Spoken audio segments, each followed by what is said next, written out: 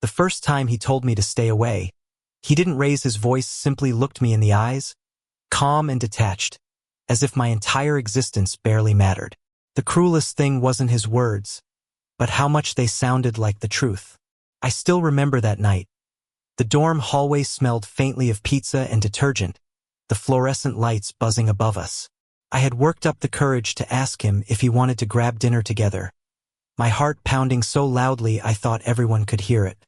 He didn't even pause, just brushed past me with his bag slung over one shoulder, and muttered, "Don't waste your time." His name was Ethan, and I had already wasted so much time on him. It wasn't supposed to be like this. When I moved into Franklin Hall, my mom had joked over the phone, "Maybe you'll meet your soulmate there. Who knows? Right?" I laughed it off, never expecting that fate would play such a cruel joke on me. Because on the very first day, when I pushed open the door to my new dorm room, he was there, tall, aloof, leaning against the window with a book in his hand like something out of a coming-of-age movie. "Roommate?" I asked, half hopeful. He shook his head. "Next door." Then he walked out without a word, leaving the faint scent of cologne and an image that would burn itself into my memory. From then on, it was a year of chasing shadows. Ethan was popular in the quiet way. Everyone seemed drawn to him, though he never tried. He was brilliant in class, the kind who spoke only when he had something sharp and precise to say, and people listened. He had this cool, impenetrable aura that made you want to know what was hidden behind it. And me? I was just ordinary. The guy who laughed too loud, stayed up too late, and left post-it notes on neighbors' doors with dumb jokes. But the more he pushed me away, the deeper I fell. I told myself little lies to keep going. That maybe he was just shy. That maybe one day he'd look at me differently. So I kept showing up, offering to share notes, waiting for him after lectures, leaving a coffee by his desk in the library with a scribbled, "Don't study yourself to death," smiley face. Most of the time, he didn't even acknowledge it. Once, he left the cup untouched until it grew cold, then threw it away in front of me. "Why do you keep doing this?" I asked one evening, hurt lacing my voice more than I intended. "Doing what?" His tone was flat. "Pretending I don't exist." He met my gaze then, his eyes an unyielding gray blue that felt like winter skies. "Because it's easier that way." That night, I lay awake staring at the ceiling of my dorm room, wondering why love felt like punishment. College in America is supposed to be freedom. Friday night parties, neon lights spilling from frat houses, reckless laughter echoing down streets at 2 a.m. And yes, I tried. My friends dragged me to concerts, to midnight diner runs, to bonfires by the lake. Sometimes I even managed to forget. But every time, without fail, I'd glance around and think of him. One night, drunk and dizzy from too many shots, I confessed to a friend, "I like someone who doesn't even see me." She laughed, not unkindly. "That's half of college crushes, babe. You'll get over it." But she didn't know Ethan. She didn't know the way his silence spoke louder than words, or how his smallest gesture raised a quick frown of concentration. The way he tucked his hair behind his ear when reading felt like a language only I wanted to learn. And she didn't know how his rejection carved scars in places no one could see. The cruelest rejection came in spring. We were paired up for a dorm floor cleaning duty, something about community responsibility, though it felt like punishment designed by bored administrators. It was the first time we were forced to spend more than 5 minutes together. I tried to keep it light, cracking jokes as we mopped the hallway. "At least it's not toilets, right?" He didn't even smile. Finally, I said softly, "Why do you hate me so much?" He froze, mop dripping onto the tiles. Slowly, he turned to me. "You don't get it, do you? Then explain," I whispered. His jaw clenched. "You're too much, too loud, too obvious. And I don't want. I can't afford to be associated with that." The words hit harder than any slap. Too obvious. I knew what he meant. In a world where being yourself could get you mocked, whispered about, even abandoned, he couldn't risk it. Maybe I was a walking reminder of everything he was terrified to admit. I walked away before he could see me cry. Still, I couldn't let go. Because sometimes, in fleeting moments, I swore I saw something crack through his mask. Like the night of the storm, When the dorm lost power and everyone gathered in the common room with flashlights and blankets. Ethan sat in the corner, distant as always.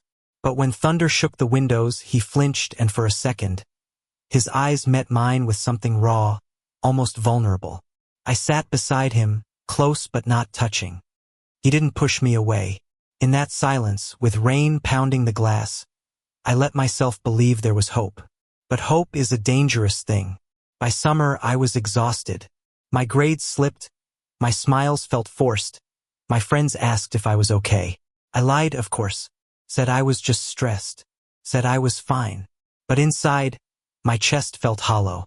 One night, standing on the rooftop of Franklin Hall, I whispered into the night air.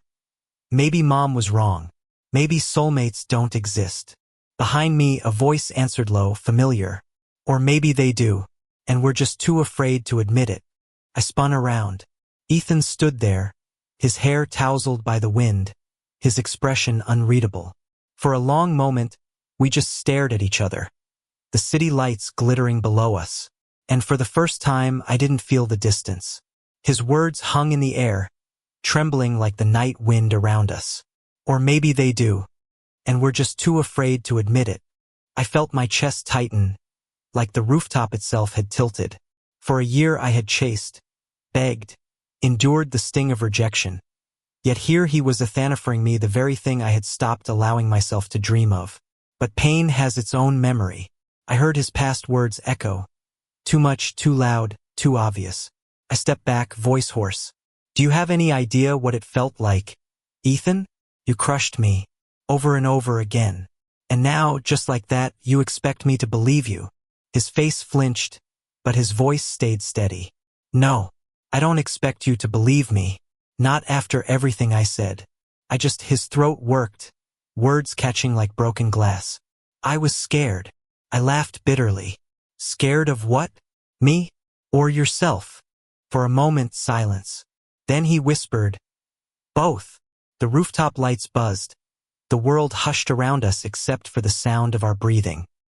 He looked smaller somehow, stripped of his armor, and I realized I had never truly seen Ethan afraid until now. I grew up in a house where anything different was punished, he said quietly, eyes fixed on the skyline. My dad used to tell me if anyone ever thought I was gay, I'd end up alone, hated. I believed him. I still do some nights. His jaw tightened. So when you came along with your stupid jokes and your big heart and the way you don't hide anything, I wanted it. God, I wanted it. But I couldn't let myself. Something inside me cracked. My anger, my grief, all tangled with a grief that wasn't mine but his. I took a slow step closer. So you thought pushing me away would keep you safe. I thought pushing you away would keep us safe, he corrected softly. But instead I hurt you, and I hate myself for it. His voice finally broke on that last word. The Ethan I had known was untouchable, a fortress of cool detachment. But here, under the dark sky, he looked like a boy who had been carrying too much weight for too long. Against my better judgment, I reached out. My hand hovered for a second, then landed gently on his arm. He didn't move away. You did hurt me, I said, my voice trembling. You made me feel invisible, like I wasn't worth even a smile. I know, he whispered, his eyes glistening. And if you never forgive me, I'll understand. But if there's even the smallest chance, I want to try again. Not to run, not to hide, just to see where this could go. The night seemed to hold its breath. Something shifted between us, fragile but undeniable. For once, there was no wall, no cold rejection, just two boys standing raw in front of each other. I don't know if I can forget, I admitted, but I don't want to stop caring. Even after everything, I can't stop. His lips curved barely a smile, but enough to send warmth flooding through me. Then maybe we start with that. And before I could talk myself out of it, I closed the last step of space between us. Our first kiss wasn't perfect. It was hesitant, trembling, full of fear and hunger and all the things we hadn't said for months. But when his lips met mine, the rooftop, the city, the world fell away. It was just us two broken boys piecing something fragile and beautiful together. When we pulled apart, His forehead rested against mine, breath uneven. I should have told you sooner. I should have been brave. You're telling me now, I said softly. That's what matters. The weeks that followed weren't easy. We didn't become one of those perfect couples overnight. He still struggled with letting others see, with holding my hand in public, with shaking off the fear carved into him since childhood. And I had to learn patience, to accept the slow pace of his healing without letting my own heart fracture again. But in quiet moments, late-night study sessions where our knees brushed under the desk, stolen touches in empty hallways, whispered jokes in the dark of the dorm, it felt like we were building something real. One night, curled up together on his narrow dorm bed, he said in a voice so soft I almost missed it, "You're the first person I've ever let this close." I kissed his temple, whispering back, "Then I'll make sure you never regret it." By the end of the year, the boy who once told me not to waste my time was walking beside me to class, his hand brushing against mine until finally, one day, he didn't let go. People stared, some whispered, a few even laughed. I saw his shoulders tense, but then his fingers tightened around mine, defiant. And in that moment, I knew he had chosen. Not just me, but himself. I smiled, squeezing back. "See? Not so scary."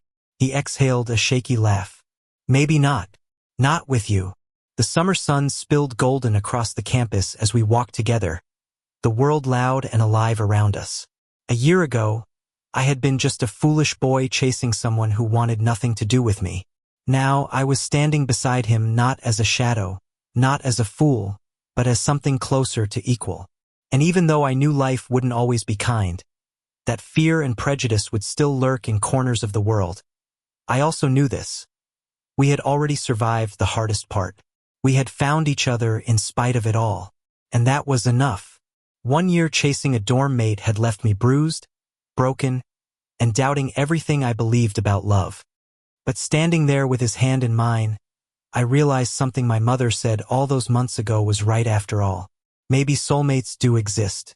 Sometimes they just take a little longer to find their courage. Thank you for listening. Don't forget to like and subscribe to stay updated with the latest videos.